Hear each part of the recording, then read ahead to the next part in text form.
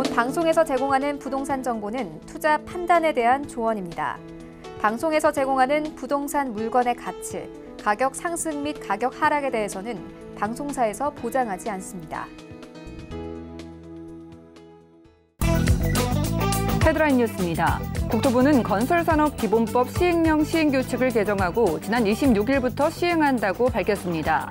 변경된 주요 규정은 직접 시공 의무제 대상 공사를 현행 50억 원에서 70억 원 미만으로 확대하고 의무제 대상을 초과하는 공사에서 자발적으로 직접 시공한 경우 시공 능력 평가 시 실적을 가산하도록 하는 등입니다. 법무부는 지난 26일 국무회의에서 상가건물 임대차 보호법 시행령 일부 개정안이 통과됐다고 밝혔습니다. 개정안을 통해 주요 상권 상가 임차인의 법적 보호율이 기존 90%에서 95%까지 확대됐고 서울 지역의 경우 보증금이 9억 원 이하의 상가 임차인도 우선 변제권, 임대료 인상률 상한제 등 법적 보호를 받게 됐습니다. 금융감독원은 지난해 부동산 신탁회사 11곳의 순이익은 전년보다 30억 원 증가한 5,077억 원으로 집계됐다고 지난 26일 밝혔습니다.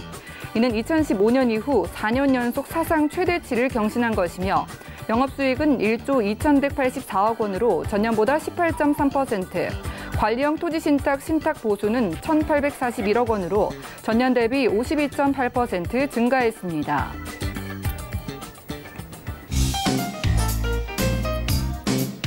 안녕하세요. 손에 잡히는 부동산 정보, 부동산 올인원의 민채아입니다. 자영업자와 소상공인들이 안정적인 영업활동을 하기 위해서 가장 필요한 조치가 무엇일까요? 바로 임대차 보호법이 보호를 하는 임차인의 범위가 확대되는 것일 텐데요. 이번에 임대차 보호법 개정안이 통과가 되면서 임차인들이 법적으로 보호받는 그런 범위가 넓어질 것으로 보입니다. 오늘 부동산 올인원 저와 함께 하시면서 맞춤 투자 계획 세워보시기 바라고요. 방송 보시다가 매물에 대한 상담, 좀 더 자세하게 필요하신 분들 하단의 전화번호 이용을 해주시기를 바랄게요. 서울 지역번호 023153-2668번 전화 상담이 가능하고요. 문자가 편하신 분들은 무료 문자번호 013-3366-0110번으로 상담 신청 남겨보실 수도 있습니다. 또한 저희 부동산 올인원에서 제공해드리는 정보는 전문가들의 조언일 뿐 해당 부동산의 가치와 수익률을 보장하지 않는다는 점도 꼭 기억 부탁드릴게요. 그럼 부동산 올인원 출발합니다.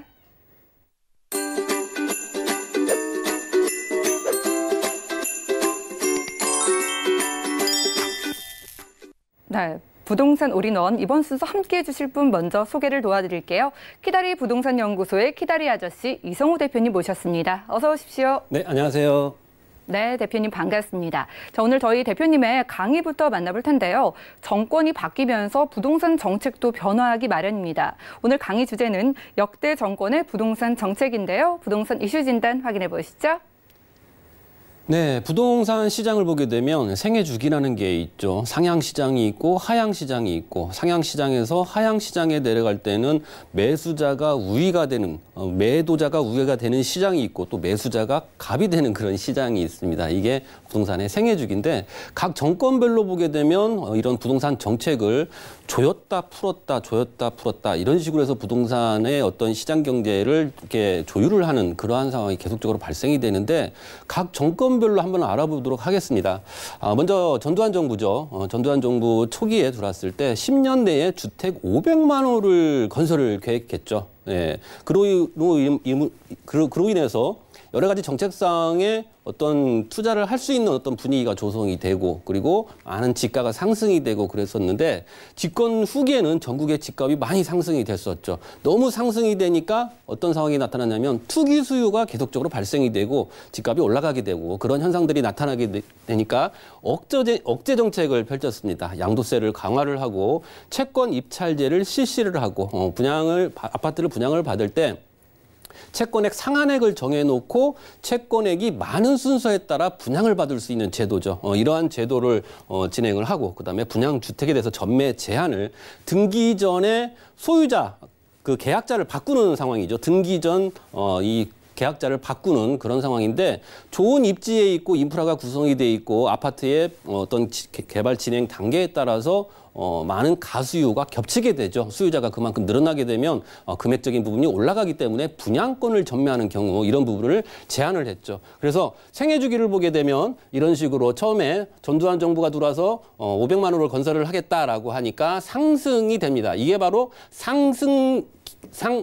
상향 시장이라고 볼 수가 있겠죠. 상향 시장이 진행이 되고 그 이후에 어떤 억제 정책을 펼치면서 하향 시장으로 내려오게 되는데 하향 시장이 되면서 여기에서 많은 이제 저점으로 가는 상황이 펼쳐지게 되죠. 그 이후에 이제 발생되는 부분은 이제 다음 정권에서 들어가게 되는데 그 이후에 노태우 정권을 보게 되면 아무래도 집권 초기에는 어떤 하향 시장에 있던 부분이 이제 상승기로 이제 만들기 위해서 집권 초기에 신도시 개발을 200만 호를 건설을 하겠다라고 해서 많은 신도시가 건설이 됐었죠. 그러다 보니까 공급이 굉장히 많이 확대가 되는 그런 상황이 이제 연출이 되는데 88년에서 90년에 집가 상승률이 30%까지 상승이 됐습니다. 그로 인해서 투기 수요가 계속적으로 밀려들고 집값이 계속적으로 올라가기 때문에 집권 하반기 때는 억제 정책을 펼쳤죠. 토지 공개념 3대 제도가 있었습니다. 그때 바로 택지 소유 상한제, 그다음에 토지 초과 이득세, 그다음에 종합 토지세. 그래서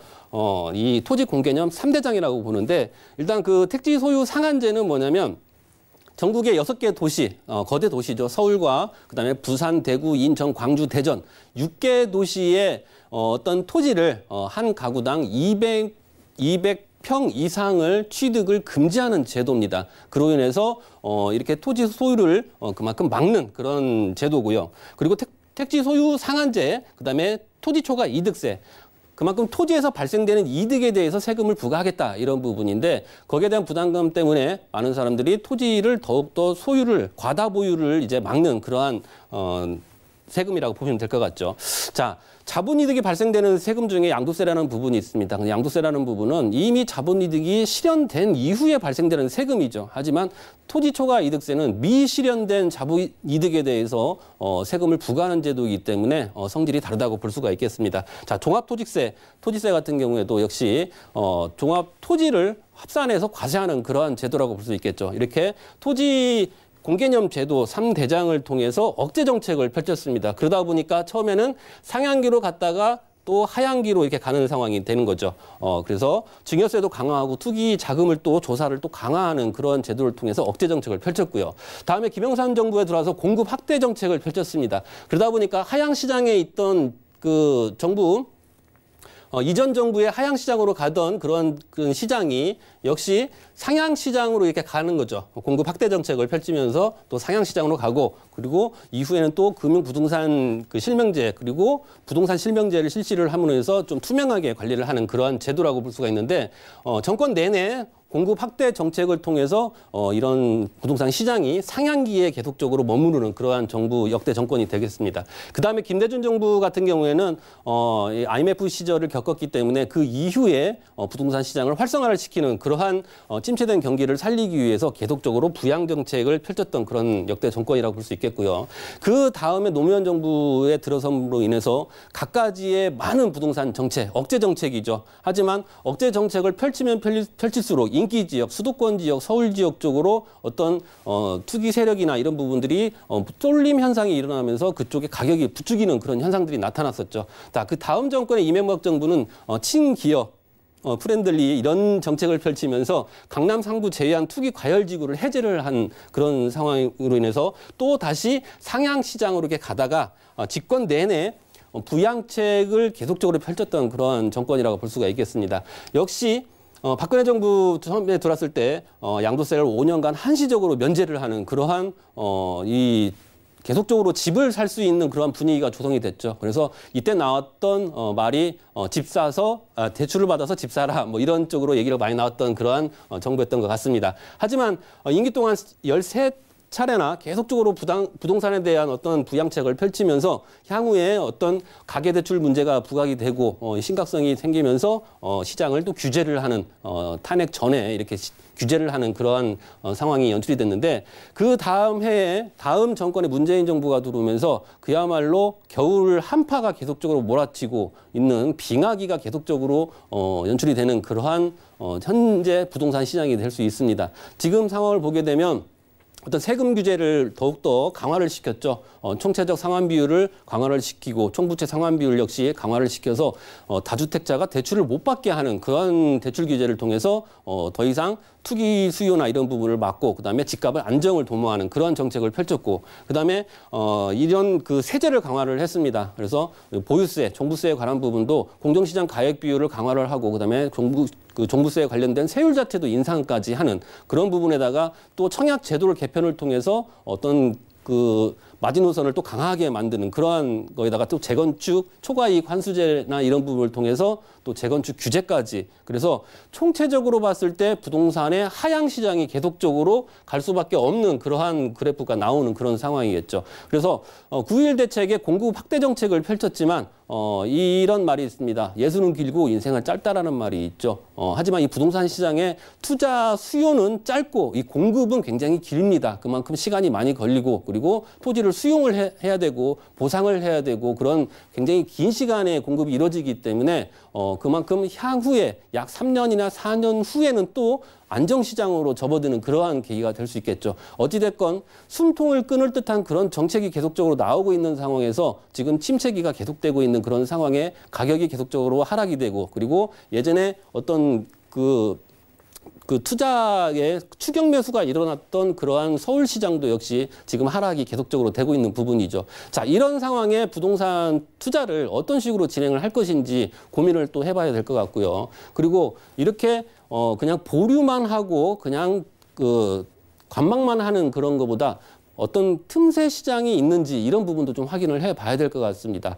아무래도 이 가격을 부추기는 어떤 투자 상품 같은 경우에는 아파트 쪽으로 많이 관련돼 있죠. 아파트 시장이 계속적으로 투자 수요가 계속적으로 늘어나고 향후에는 또 투기 수요까지 일어나면서 또 가격이 많이 상승이 됐고 그로 인해서 지방에서 추격 매수까지 일어났던 그런 상황이기 때문에 아파트 쪽으로 어떤 가격이 침체가 된다라고 하면 이 부분을 피할 수 있는 투자 종목 아무래도 토지가 99개월 연속 상승이 되고 그리고 빌라 시장이 상승세가 유지가 되고 있다라고 하면 소형 주택 위주로 소액으로 투자할 수 있는 방법이나 또는 이런 정책상에 있는 부분을 피해갈 수 있는 토지나 이런 쪽으로 투자를 해보는 것도 틈새 시장을 이용하는 부분도 괜찮을 것 같습니다.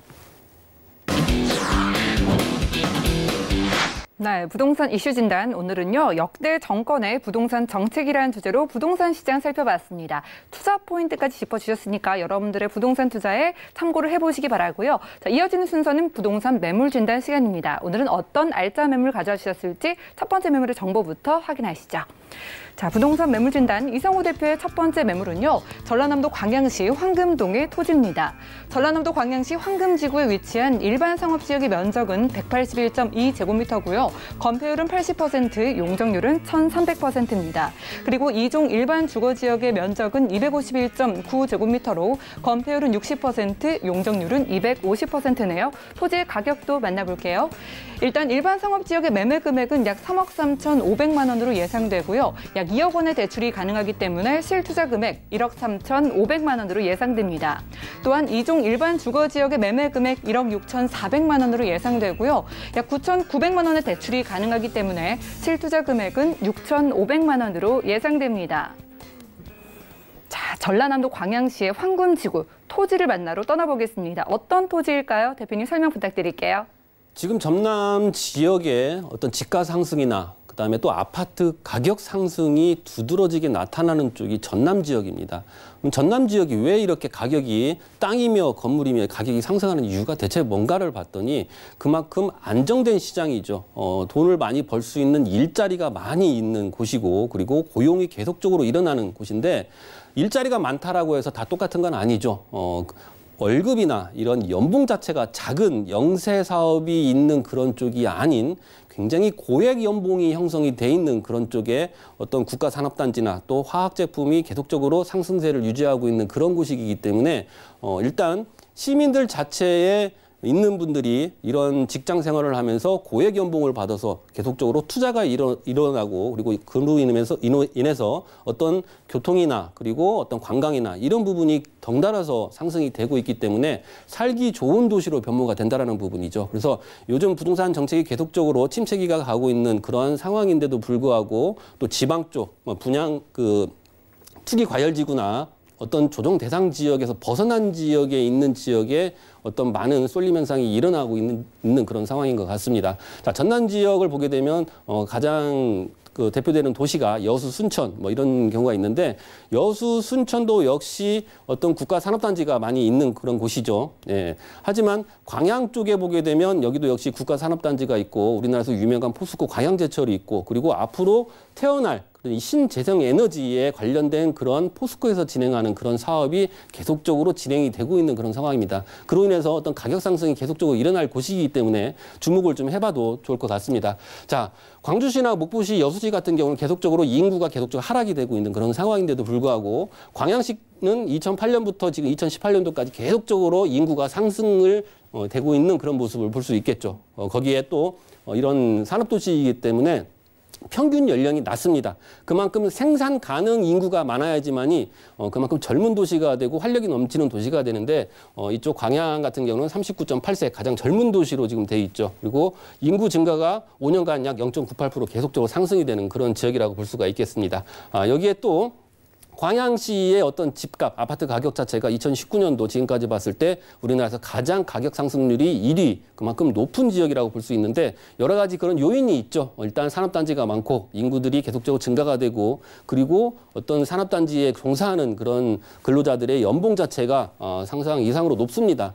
여천 같은 경우 여천 산업단지가 있죠. 웬만하면 다 1억이 넘는 그런 연봉을 가지고 있는 그런 근로자들이 많다라는 부분인데 어떤 추천 포인트로 말씀을 드릴 때 이쪽 지역이 어떤 산업도시에 가까운 그런 쪽으로 이미지가 강한데 이제는 광양도 인구를 계속적으로 증가를 시키는 그런 부분에 있어서 어떤 산업도시에서 관광도시를 겸하는 그런 쪽으로 진행을 하겠다라고 해서 지금 어떤 어린이 테마파크나 그리고 어떤 그 골프장이나 그리고 어떤 리조트 이런 형식으로 관광 상품을 계속적으로 개발을 합니다. 어느 정도 추진 단계까지 지금 무르익은 그런 단계이기 때문에 어떤 투자하기에 적기인 그러한 곳이라고 볼 수가 있습니다. 거기에 또 신도시가 조성이 되는 곳이 많기 때문에 거기에 따른 개발 이익의 효과를 또 기대해 볼 수 있겠다라는 부분이고요. 입지 여건, 이 구획정리 사업입니다.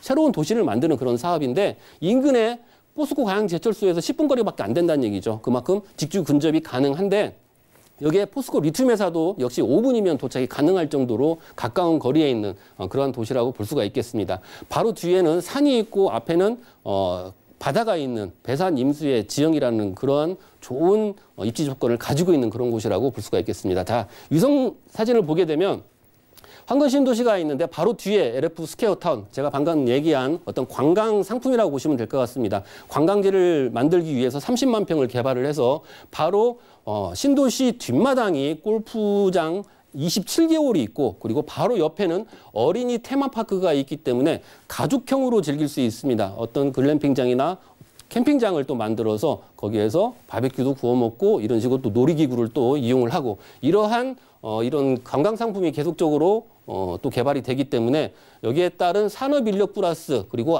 아이를 양육하기 좋은 그러한 최고의 도시로 만들기 위한 일환으로 이렇게 개발이 되고 있기 때문에 바로 인근 거리에 있다는 부분이 많은 유입 인구를 늘릴 수 있는 부분이고 그리고 정주할 수 있는 주거 환경이 더욱더 좋아질 수 있는 그런 환경이라고 볼 수가 있겠습니다. 바로 뒤에 구봉산 관광단지, 아까 골프장을 잠깐 얘기했는데 27개월입니다. 거기에 또 국제대회까지 열릴 수 있는 그러한 곳이고 또 광양 자체는 겨울에도 따뜻합니다. 눈도 별로 안 오고 시기이기 때문에 겨울에도 대회가 열리고 많은 사람들이 골프장을 이용할 수 있고 여기에 또 워터파크까지 진행이 됩니다. 그래서 아이들까지 같이 가서 부모님은 또 지인들과 골프를 즐기고 아이들은 또 워터파크에서 놀이를 또 즐기고 이런 식으로 가족형으로 즐길 수 있는 그런 관광단지인데 바로 황금지구 바로 뒤편에 있다는 부분입니다. 어느 정도 윤곽이 나오고 있는 그런 상황이기 때문에 빠르게 진행이 된다는 부분이고 어린이 테마파크도 역시 2021년에 완공 예정인데 지금 토지 보상을 하고 있는 그런 상황이죠. 토지 보상이 완료가 되면 바로 착공이 이루어지고 2021년까지 완공이 되면 광양 시민만 이용할 수 있는 그러한 테마파크가 아니라 여수, 순천 이런 우리나라 남부 지역에 있는 많은 시민들이 이용할 수 있는 가족들이 즐길 수 있는 그러한 공원이 된다라는 부분입니다. 약 에버랜드의 60% 면적의 그런 큰 대규모 파크이기 때문에 그만큼 많은 유동인구가 발생이 될 수 있는 그런 곳이면서 일자리가 많이 생긴다는 부분이죠. 자, 포스코 광양제철소도 역시 530만 평인데 여기에 3만 명이 근무를 합니다. 그리고 우리나라 최고의 그런 철강회사죠. 그만큼 3만 명이나 되는 굉장히 많은 인구들이 광양시, 여수시까지 시장 경제를 살릴 수 있는 그러한 동력이 됐었죠. 그럼으로 인해서 그쪽 지역이 활성화가 됐던 부분이고요. 거기에 또 율촌산업단지의 포스코 리튬 회사가 또 진행이 됩니다.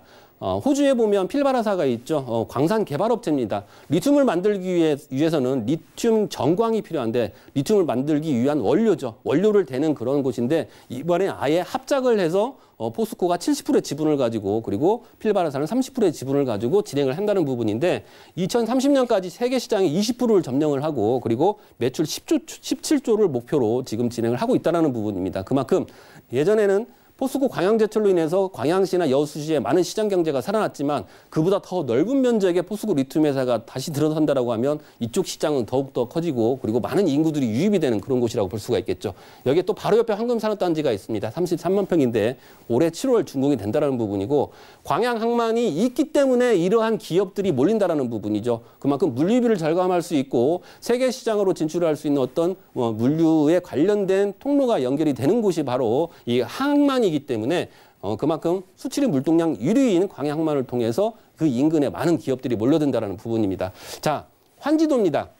이 구획 정리도인데 아파트 지역이 이쪽 지역이고 상업 지역이 이렇게 돼 있고 그러는데 바로 뒤에 구봉산 관광단지가 있기 때문에 바로 통로 자체가 메인 도로가 여기라고 보시면 될 것 같습니다. 그로 인해서 많은 관광객들 여수의 밤바다를 즐기고 그 이후에 광양에 와서 골프장과 워터파크를 이용하고 어린이 테마파크를 즐길 수 있는 그러한 곳이라고 볼 수 있는데 바로 메인 통로가 여기이기 때문에 수많은 인파들이 올 수밖에 없는 그런 환경이라는 얘기죠. 거기에 또 지금 현재 보여지는 모습입니다. 공사가 지금 75% 완료가 됐고요. 계속적으로 공사를 하는데 공사비가 지금 310억이 무궁화 신탁에 예치가 되어 있습니다. 순수 공사비, 운영비로 쓸 수 없는 순수 공사비가 예치가 되어 있기 때문에 완료는 100% 준공이 된다라는 부분이고 용적률 자체가 1300%에 80% 상업지역인데 그만큼 많은 인파들이 몰려있는 관광단지이기 때문에 용적률을 많이 줬죠. 여기에 또 일반 상업지역 181.2제곱미터 그리고 일반 주거지역 251.9제곱미터 이렇게 나오는데 매매 금액 자체가 일반 상업지역이 3억 3,500만 원, 1,300% 용적률인데 1,000만 원 이하가 없습니다. 우리나라에. 지금 600만 원대의 물건을 또 구입을 할 수 있고요. 2종 일반 주거지역은 1억 6,400만 원 해서 대출을 고려하시면 일반 상업지역은 1억 3,500만 원이면 투자가 가능하고요. 2종 일반 주거지역은 6,500만 원이면 투자가 가능한 그런 구획정리 사업의 토지입니다. 네, 전라남도 광양시 황금지구 토지 만나보고 있습니다. 토지 투자 처음 고려하시는 분들을 위해서 전략도 짧게 세워주실까요? 네, 구획정리 사업인데 민간에서 진행을 하는데 이 부분이 준공까지 완료되는 데까지의 공사비가 확보가 돼 있는지를 확인을 하셔야 되는 게 굉장히 중요합니다. 공사비가 없다라고 하면 위험 부담이 있겠죠. 그래서 공사비가 확보가 돼 있는 부분을 무궁화 신탁에 전화를 해서 확인을 해보시면 좋을 것 같습니다. 네, 지금까지 전라남도 광양시 황금지구의 토지 만나봤고요. 대표님의 다음 매물도 화면 통해 살펴보시죠. 자, 부동산 매물진단 이성호 대표의 두 번째 매물은 바로 강남구 역삼동의 다세대 주택입니다. 2호선 설릉역에서는 도보로 약 7분 거리에 위치하고 있고요. 대지 면적은 16.95제곱미터, 분양 면적은 52.11제곱미터입니다. 2018년 3월에 준공이 됐고요. 방 2개, 욕실과 거실, 다용도실로 이루어져 있고 총 5층 중에 5층에 위치한 매물입니다. 가격도 살펴보시죠. 매매 금액은 약 3억 3,500만 원으로 예상되고요. 임대 금액은 전세 시 3억 원, 실투자 금액은 전세 시 3,500만 원 예상됩니다. 자, 작년 3월에 준공된 방 2개짜리 물건을 강남구 역삼동에서 만나보겠습니다. 소개 들어볼게요. 네, 이번 물건은 길게 말할 필요가 없을 것 같습니다. 그만큼 서울 중심부에 위치해 있고 역도 선능력입니다. 삼성역이 국제 1호 복합지구라면 바로 전전과장이 선능력이거든요. 그래서 많은 분들이 걸어서도 출퇴근을 할 수 있는 직주 근접의 그러한 곳이다라고 보면 될 것 같습니다. 강남의 주요 지역에 있는데 보은사로와 테헤란로의 중간 지점인데 테헤란로에서 좀 더 가깝죠. 그래서 여기에 수많은 업무 밀집 지역에 있는 종사자들이 이용할 수 있는 그러한 임대로 진행할 수 있는 물건이라고 보면 될 것 같고요. 여기에 또 국제 교류 복합지구가 있죠. 그만큼 많은 직장인들과 그리고 많은 관광객들 그리고 많은 유동인구들이 발생될 수밖에 없는 환경인데 여기에 또 현대자동차 GBC가 올해 안에 착공이 될 예정입니다. 이 착공되고 완료가 되는 시점에는 이쪽 지역의 어떤 집가 상승이나 이런 부분이 많이 늘어날 거고 국제기로 복합지구가 강남 지역뿐만 아니라 전국의 집값을 올리는 진앙지라고까지 얘기를 했었죠. 그래서 가격적인 부분이 많이 올랐는데 진행 단계에 따라서 가격 부분이 좀 더 올라가지 않을까라는 생각을 해보고요. 더더군다나 또 여기에 또 교통이 매우 발전이 되죠. 영동대로 지하 사업인데 지하 6층까지 파서 GTX A노선, 수도권 광역 급행철도죠. GTX C노선, 신사 1회선, 그리고 남부 광역 급행철도부터 해서 많은 이런 철도들이 들어오고 버스 노선도 역시 확대가 되기 때문에 이런 교통이 더욱더 좋아지는 광역급의 교통의 허브가 되는 그런 장소라고 볼 수가 있겠습니다. 거기에 또 현대자동차 빌딩은 569m죠. 세계적으로 5위, 굉장히 높은 빌딩이기 때문에 서울시의 랜드마크가 아닌 우리나라의 랜드마크가 될 예정이고요. 거기에 또 건물 특징은 2018년 3월 준공이 완료가 됐습니다. 그리고 한계동 16세대고요. 이미 완료가 된 건물이기 때문에 직접 오셔서 발품을 파셔서 오셔서 확인을 해보시면 좋을 것 같고요. 5층 중에 5층입니다. 방 2개, 거실, 욕실이 있는데 이 평수 자체가 13평에 가까운 굉장히 넓은 면적이라는 부분이죠. 여기에 옵션 사항은 다 돼 있고요. 매매 금액이 3억 3,500만 원입니다. 13평에 가까운 실면적입니다. 분양 면적이 아니라 실제 거주할 수 있는 면적이 13평에 가까운데 3억 3,500만 원, 전세가 3억 원, 그리고 전세를 지금 빼면 이미 임차가 확정돼서 살고 있습니다. 그래서 3,500만 원이면 투자가 가능한 그런 건물인데 투자 전력으로 따진다라고 하면 국제기로 복합지구 완성이 됐을 때 이 지역의 가격적인 부분이 상승이 된다라는 부분이죠. 그 미래 가치를 보고 투자한다는 부분이 바로 부동산 투자이기 때문에 앞을 내다보는 안목이 좀 필요할 것 같습니다. 네, 강남구 역삼동의 다세대 주택까지 소개 잘 받았습니다. 매물에 대한 상담은 하단의 전화번호 02-3153-2668번 연락을 주시면 되겠고요. 이성호 대표님의 무료 세미나 소식도 안내를 해드릴게요. 매주 수요일과 토요일 오후 1시부터 소액으로 서울도심 역세권 투자하기를 주제로 무료 세미나 진행을 하신다고 합니다. 자세한 문의사항은 02-3153-2668번 같은 번호로 연락을 주시기 바랄게요. 그럼 오늘 알찬 매물로 함께해 주신 이성호 대표님과는 인사 나눌게요. 고맙습니다. 감사합니다. 네, 오늘 이성호 대표님의 매물들 다시 만나보시죠. 전라남도 광양시 황금동의 토지 개요입니다. 전라남도 광양시 황금지구에 위치한 일반 상업지역의 면적은 181.2제곱미터로 건폐율 80%, 용적률 1300%입니다. 이종 일반 주거지역의 면적은 251.9제곱미터로 건폐율 60%, 용적률은 250%입니다. 일반 상업지역의 매매 금액은 약 3억 3,500만 원으로 예상되며 약 2억 원의 대출이 가능해 실투자 금액은 1억 3,500만 원으로 예상됩니다. 이종 일반 주거지역의 매매 금액은 약 1억 6,400만 원으로 예상되며 약 9,900만 원의 대출이 가능하기 때문에 실투자 금액은 6,500만 원으로 예상됩니다. 강남구 역삼동의 다세대 주택 개요입니다. 2호선 설릉역에서는 도보로 약 7분 거리에 위치하고 있으며 대지 면적 16.95제곱미터, 분양 면적은 52.11제곱미터입니다. 2018년 3월에 준공된 본 매물은 방 2개, 욕실과 거실, 그리고 다용도실의 구조로 되어 있으며 총 5층 중에 5층에 위치하고 있습니다. 이 매물의 매매 금액은 약 3억 3,500만 원으로 예상되고 임대 금액은 전세 시 3억 원, 실투자 금액은 전세 시 3,500만 원으로 예상됩니다. 이성호 대표님의 무료 세미나 소식입니다. 소액으로 서울도심 역세권 투자하기를 주제로 매주 수요일과 토요일에 진행되어 오니 자세한 사항은 02-3153-2668번으로 문의하신 후 참석하시기 바랍니다.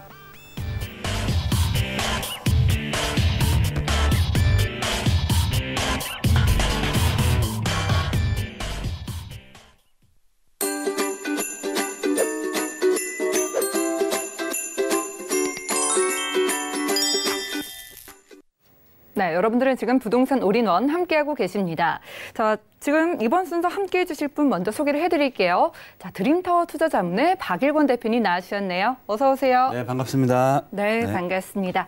오늘 대표님께서 준비해 오신 매물들을 만나보기 전에 부동산 이슈 진단 시간 함께할 텐데요. 자, 오늘의 주제는 뉴욕 허드슨 야드 개발과 용산입니다. 자, 뉴욕의 이 지역 개발과 용산 좀 견줘서 비교해 주시는 건가요? 네, 지난주에 많은 기사화가 되고 있습니다. 뉴욕의 허드슨 강변에 그런 철도 기지창이 재개발, 도심 재개발을 통해서 굉장히 큰 규모로 개발이 된다는 내용이다라고 말씀을 드릴 수 있겠는데요.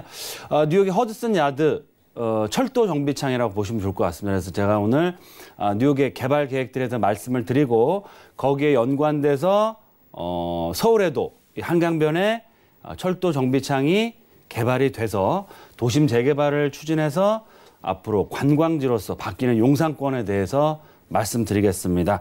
일단 허드슨 야드의 내용에 대해서 말씀을 드리면은요, 복합시설로 개발이 된다라고 말씀을 드리겠습니다. 뉴욕에 낙후가 된 그런 철도 정비창, 그러니까 그런 기차들을 수리하는 그런 지역이 대규모로 개발이 되는데요. 무려 25조 가까운 금액으로 투자가 돼서 상업 업무 복합시설로 개발이 된다라고 말씀을 드리겠습니다. 면적도 굉장히 크겠고요. 특히 뉴욕이라든지 캐나다라든지 아시아권에서도 대규모 사모펀드에서도 투자를 해서 굉장히 큰 규모로 개발이 된다. 따라서 뉴욕에도 뭐 관광할 때가 굉장히 많이 있지만 이 허드슨 야드 개발로 인해서 뉴욕을 방문하는 관광객들이 방문하는 필수 코스로 바뀐다라고 보시면 좋을 것 같고요. 지금도 상업 업무 시설들의 그런 입주가 정해져 있지만 앞으로 그 대규모 상업 업무 시설뿐만 아니고요. 초고가, 최고가 아파트의 분양도 거의 다 돼가고 있는 상황입니다. 그만큼 앞으로 이제 허드슨 야드의 개발에 맞춰서 뉴욕이 다시 한번 업그레이드 되면서 관광의 중심지로 바뀐다라고 보시면 좋겠습니다. 네, 굉장히 큰 규모로 이루어지고 있는 뉴욕의 허드슨 야드 개발 소식을 알려주셨습니다. 자, 그렇다면 용산 개발과 관련해서 오늘의 투자 포인트도 짚어볼까요? 네, 일단은 앞서 말씀드린 것처럼요. 뉴욕과 서울을 좀 비교하기는 조금 어렵지만 그래도 비교를 함에 있어서 뉴욕의 허드슨 야드, 즉 강변에 대규모 개발시설이 개발이 되고요.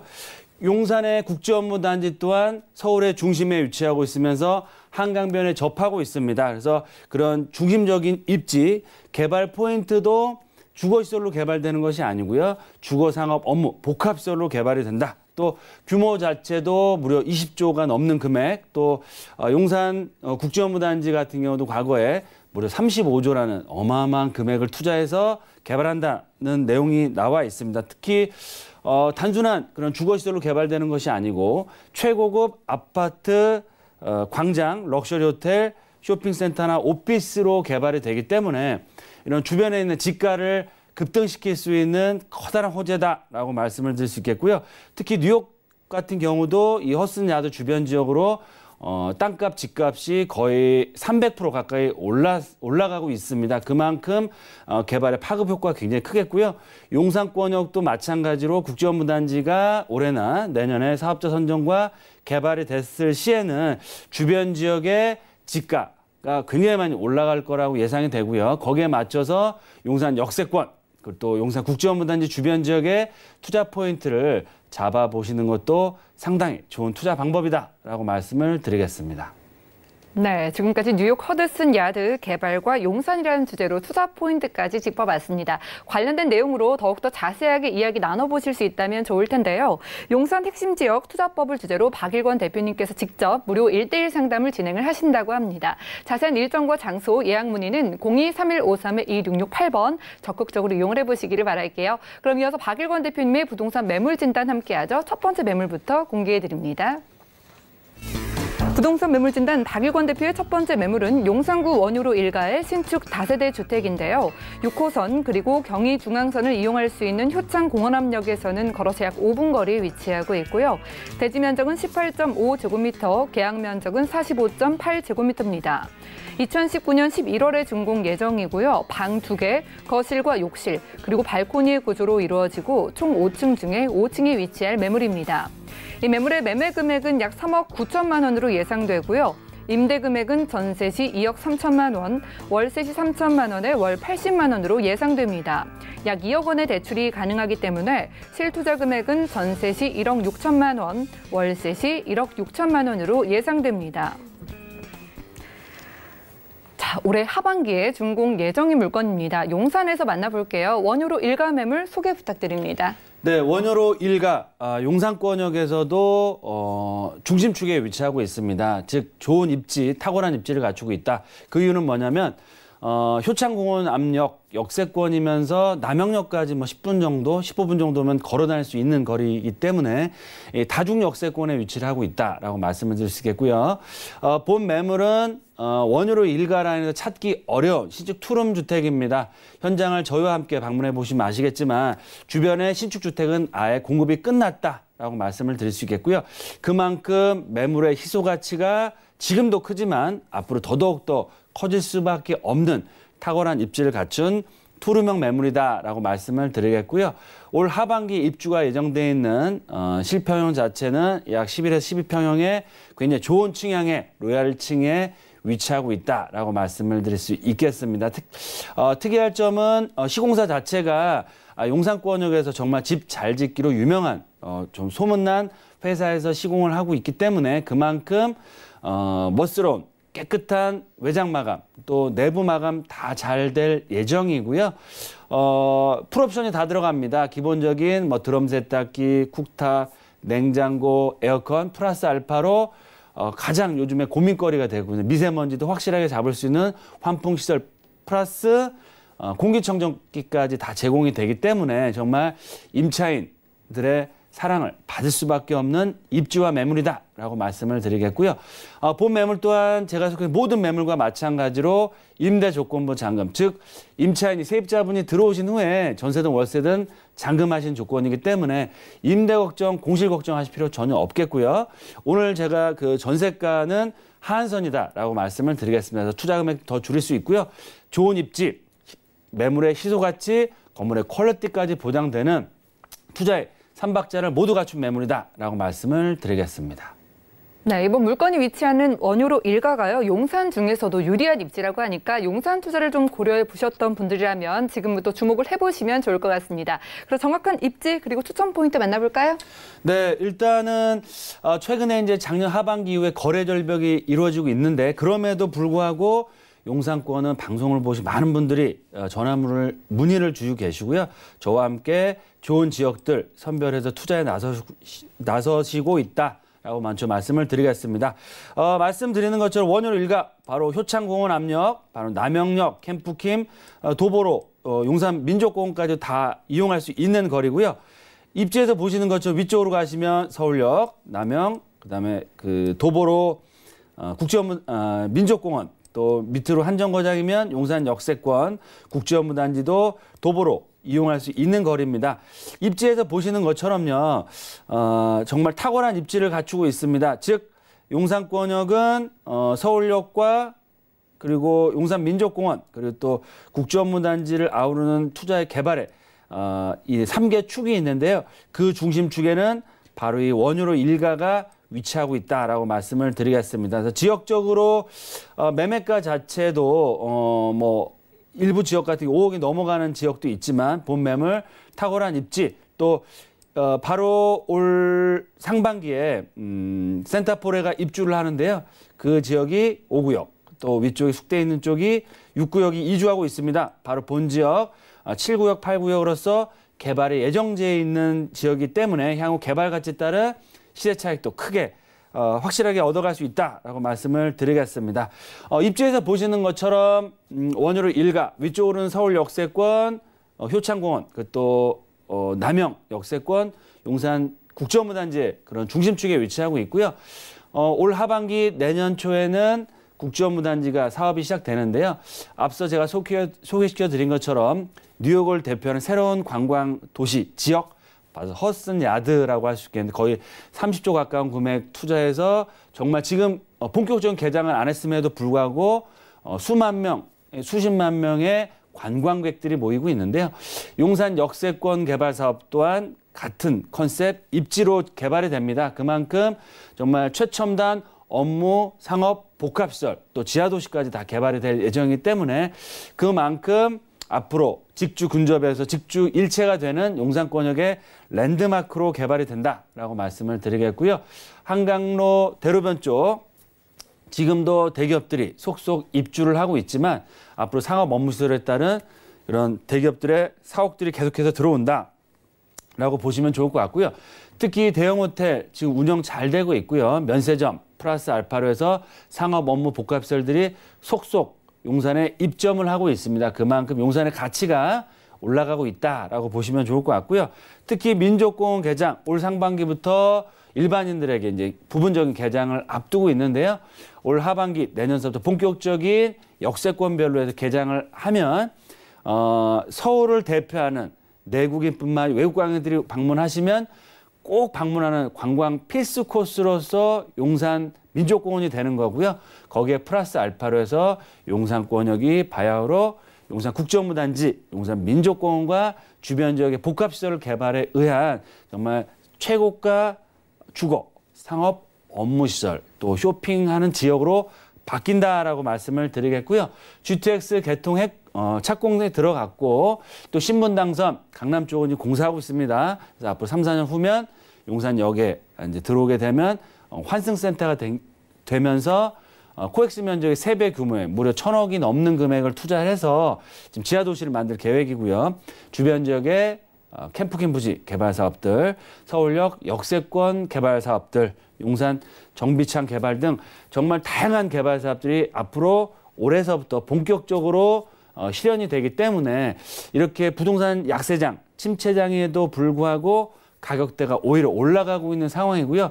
이런 대규모 개발 호재로 인해서 많은 투자자들을 신규 투자자를 유입시킬 수 있는 강한 재료들이 받쳐주고 있다. 특히 마지막으로 가장 중요한 포인트는 용산이 다 좋아지는 건 다들 알고 있지만 오늘 소개해드린 원효로 일가 말씀드린 것처럼 개발 예정지로서의 가치, 그래서 단기간의 시세 차익보다는 5년 이상의 좀 중장기적인 투자 포인트를 잡으시고요. 아파트 입주권을 노리는 그런 투자 전략으로 가시는 게 가장 큰 수익 얻어갈 수 있다라고 말씀을 드리겠습니다. 네, 입지면 입지, 호재면 호재 이렇게 물건 주변에 기다리고 있는 다양한 소식들을 저희가 살펴봤습니다. 자, 이제 가격으로 넘어가 볼까요? 임대 조건부 잔금 물건이라고요? 네, 맞습니다. 본 매물 임차인이 입주하신 후에 잔금하시는 매물이니까 임대 걱정 전혀 하실 필요 없고요. 매매가는 3억 9천만 원입니다. 예상 전세가는 2억 3천인데요. 방송에서 늘 말씀드립니다만 저는 한선으로 말씀드립니다. 그 이상 받을 수 있는 가격대이기 때문에 실투자금 자체는 1억 6천에서 더 마이너스, 즉 1억대 중반의 금액으로 투자할 수 있다라고 말씀을 드릴 수 있겠고요. 본 지역 매물 시세 차익도 크게 얻어갈 수 있지만 소형평 아파트의 입주권을 받을 수 있는 재개발 예정 구역 내에 있는 매물이다라고 정리해 드리겠습니다. 네, 그렇다면 마지막으로 물건 정리 한번 부탁드릴게요. 어떤 전략이 필요할까요? 네, 늘 말씀드리는 것처럼 용산권역은 단기적인 시세 차익 보시려고 투자하시는 것보다는 큰 수익과 많은 지역들이 재개발로 추진하고 있기 때문에 앞으로 소형평 아파트에 입주권을 받는다. 그래서 지분 투자라고 보시면 좋을 것 같고요. 단순한 빌라 투자가 아니고 지분 투자다라는 개념을 가지시고 접근하시는 게 좋을 것 같고요. 지금 원효로 일가 바로 옆에 원효로 일가 라인에 새 아파트 분양가 대비 거의 100% 상승을 한 아파트가 입주를 앞두고 있고요. 이 아파트가 지금 평당 한 4,500에서 5,000대 형성하고 있는데요. 더 좋은 입지, 더 좋은 브랜드와 대규모이기 때문에 이 지역에서 원효로에서 아파트를 분양받으시면 향후에 6, 7천만 원대 이상 갈 수 있는 아파트의 입주권을 받을 수 있는 좋은 기회가 생길 수 있다라고 정리해 드리겠습니다. 네, 지금까지 올해 하반기 준공 예정인 용산구 원효로 일가 물건 살펴봤고요. 대표님의 다음 매물도 화면 통해 살펴보시죠. 부동산 매물 진단 박일권 대표의 두 번째 매물은 중구 을지로 유가의 신축 오피스텔인데요. 2호선과 4호선 그리고 5호선을 이용할 수 있는 동대문 역사문화공원역에서는 도보로 약 2분 거리에 위치하고 있고 대지 면적은 7.6제곱미터, 분양 면적은 52.02제곱미터입니다. 2019년 4월에 준공 예정이고요. 방 2개, 거실과 욕실, 주방과 발코니의 구조로 이루어져 있고 총 10층 중에 3층에 위치한 매물입니다. 이 매물의 매매 금액은 약 2억 8,400만 원으로 예상되고요. 임대 금액은 전세 시 2억 5천만 원, 월세 시 2천만 원에 월 100만 원으로 예상됩니다. 약 1억 9천만 원의 대출이 가능하기 때문에 실투자 금액은 전세 시 3,400만 원, 월세 시 7,400만 원으로 예상됩니다. 자, 4월 준공 예정이니까 다음 달에 만나볼 수 있는 물건입니다. 날씨도 좋은데 지금 임장활동 가능할까요? 네, 맞습니다. 본 매물 입주도 다음 달이면 할 수 있는 매물로서 나오시면 거의 다 지어진 외장 내부 마감까지 다 확인하시고 투자할 수 있는 후분양에 가까운 매물이다라고 말씀을 드릴 수 있겠고요. 입지도 도심권을 대표하는 지역입니다. 바로 을지로 유가 또 동대문 역사문화공원 도보 2분 거리의 초역세권이고요. 투룸형 3베이 구조의 정남향 구조입니다. 그래서 막힘이 전혀 없이 정말 임대 수익 얻으시기에 가장 좋은 매물이다라고 말씀을 드릴 수 있겠고요. 본 매물 또한 임대 조건부 잔금, 즉 임차인이 입주하신 후에 잔금하는 조건이다라고 말씀드릴 수 있겠고요. 풀옵션이 다 제공이 됩니다. 그래서 기본적인 옵션을 다 제공되기 때문에 몸만 들어가도 거주할 수 있겠고요. 주변에 사업하시는 젊은 분들 또 직장인분들 그런 임차 수요를 충분히 받을 수 있는, 사랑받을 수 있는 좋은 매물이다라고 말씀을 드리겠습니다. 네, 올 4월에 바로 입주까지 가능하다고 하니까 중구 을지로 유가 매물 좀 직접 임장활동 가보시면 좋을 것 같습니다. 그럼 물건의 입지와 추천 포인트 만나볼게요. 네, 지도를 통해서 좀 설명을 먼저 드리면은요. 본 매물은 을지로 바로 동대문 문화역사공원 가까운 거리 2분 정도 거리고요. 위로 보시면 을지로 서울시청 명동과도 두세 정거장입니다. 그래서 뭐 10분대면 이동을 할 수 있고요. 위쪽으로는 청계천변을 들 수 있습니다. 입지에서 보시는 것처럼요. 세운상가의 개발 사업들, 주변 지역 신당 역세, 천구 역세권의 주택 재개발 사업들 잘 진행이 되고 있고요. 본 매물 또한 도시환경 정비 사업이나 역세권, 도심 재개발 사업이 가능한 지역에 위치하고 있습니다. 그만큼 개발 가치, 입지가 뛰어난 입지를 갖추고 있다라고 말씀을 드릴 수 있겠고요. 그리고 4-5개의 전철 역세권, 쿼드러플 역세권을 도보로 2분 내에 이용할 수 있는 정말 뛰어난 전철 교통망. 그 얘기는 뭐냐면 정말 임대 걱정, 공실 걱정하실 필요가 전혀 없다는 그런 포인트를 갖추고 있고요. 입지 규제 최소 지구, 도심 재개발, 도심 활성화 사업의 그런 지역 내에 위치하고 있습니다. 그래서 이런 개발에 따른 수혜를 앞으로 꾸준히 얻어갈 수 있다라고 말씀을 드릴 수 있겠고요. 국내에서 가장 유명한 패션타운 플러스 상업 업무시설로서의 개발 계획들이 계속해서 나와주고 있다라고 말씀을 드리겠고요. 특히 5성급, 6성급 호텔도 계속 개발이 되고 있고요. 이런 개발 계획에 맞춰 앞으로 다양한 그런 역세권 개발 사업이 추진되는 지역이다라고 말씀을 드리겠습니다. 특히 주거시설로서는 뭐 왕십리 뉴타운, 신당, 역세권 개발 사업 등 다양한 그런 호재들이 많이 위치하고 있다라고 말씀을 드릴 수 있겠고요. 거기에 따른 또 도심 재개발 사업이죠. 다시 세운 프로젝트라는 다양한 상업 업무 복합시설로의 개발들이 진행이 되고 있기 때문에 향후 안정적인 임대 수익도 얻어갈 수 있으시고요. 개발 가치에 따른 시세 차익도 충분히 얻어갈 수 있는 입지와 매물이다라고 말씀을 드리겠습니다. 네, 대규모 패션타운이 밀집돼 있는 동대문 근처의 매물입니다. 자, 임대 수익을 생각한다면 주목을 해보라고 말씀을 해주셨는데 어느 정도 투자 금액이 필요할까요? 네, 매매 가격도 상당히 경쟁력 있습니다. 매매가 2억 8,400만 원이고요. 투룸형 오피스텔이다라고 말씀을 드리겠습니다. 주거용 오피스텔이라고 보시면 좋을 것 같고요. 매매가 2억 8,400만 원, 예상 전세가 2억 5천 플러스 마이너스입니다. 그러면 2, 3천만 원대라는 정말 소액 투자로 투자할 수 있는 장점을 갖추고 있고요. 이 지역은 전세 놓기에는 아까운 지역입니다. 그러면 어떻게 되느냐?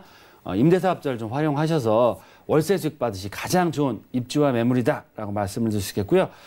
보증금 2, 3천만 원에 월세는 100에서 110만 원 충분히 받을 수 있고요. 100만 원은 월세의 하한선이다라고 보시면 좋을 것 같습니다. 그러면 연간 수익률로 환산하셔도 거의 2자릿수 가까운 안정적이 높은 월세 수익도 얻어갈 수 있으시고요.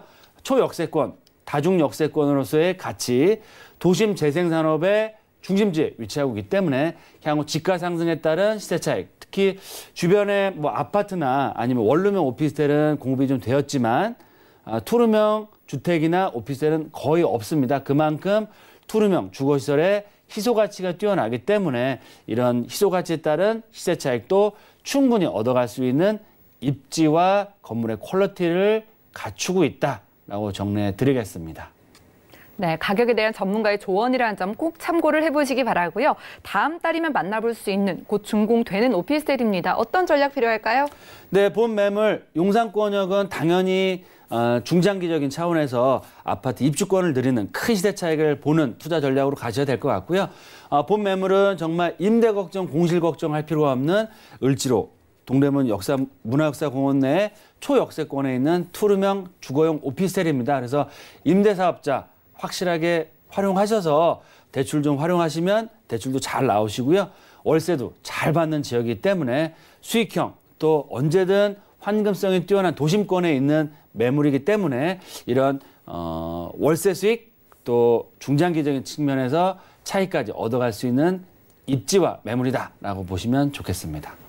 네, 지금까지 중구 을지로 유가의 신축 오피스텔까지 만나봤고요. 오늘 소개해드린 매물에 대해서 상담 필요하신 분들 편안한 마음으로 연락을 주시기 바랄게요. 02-3153-2668번 열어놓고 있습니다.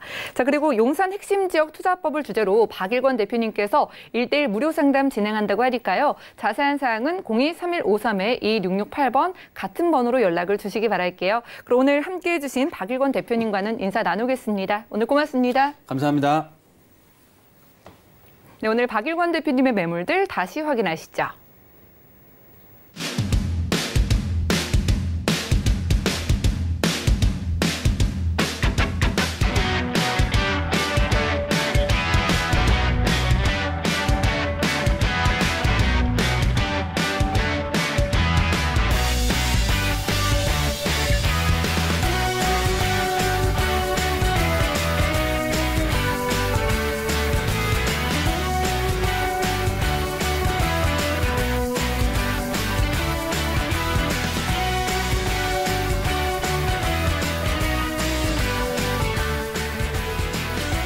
네, 오늘 알찬 매물 함께해 주신 박일권 대표님 고맙습니다. 감사합니다. 저희 부동산 올인원에서 제공해드리는 정보는 전문가들의 조언일 뿐 해당 부동산의 가치와 수익률을 보장하지 않는다는 점 기억을 해주시기 바라고요. 저희 방송은 서울경제TV 홈페이지에 들어오시면 언제든지 다시 보기가 가능합니다. 그리고 상담도 계속해서 진행하고 있으니까요. 02-3153-2668번 또 무료 문자 번호 013-3366-0110번으로 매물에 대한 모든 궁금증 풀어보시기 바랄게요. 자, 부동산 올인원 저희가 오늘 준비한 소식은 여기까지입니다. 시청해주신 여러분 고맙습니다.